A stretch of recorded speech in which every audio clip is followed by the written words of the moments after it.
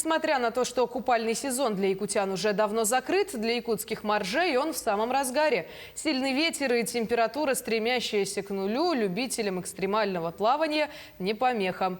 В честь открытия сезона якутские моржи собрались на пляже 202-го микрорайона и устроили заплыв. Как побороть страх перед холодной водой и как долго нужно заниматься, чтобы стать моржом, расскажет Ульяна Шагина.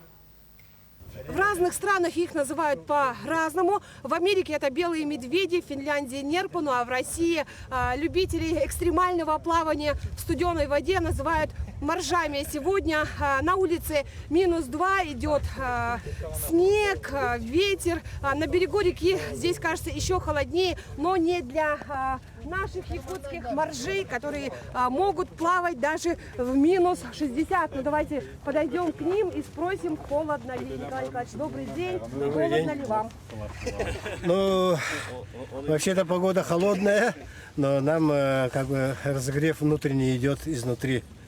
Это называется бурый жир. Ну вот перед тем, как пройти воду, вы обязательно вот так вот занимаетесь, да? Ну, конечно, это надо подогрев, разогреться и потом туда зайти в воду. После этого тоже разогреться. Ну вот я знаю, что вы ветеран моржевания. Сколько лет уже занимаетесь? В ледяной воде более 30 лет, а снегом обтирался с 8 класса. Это более 40 лет. И не холодно, да, вот так, и в -50, и в -60. Ну почему? Снаружи-то холодно, но я говорю, внутренний разогрев идет. Ага. Хорошо.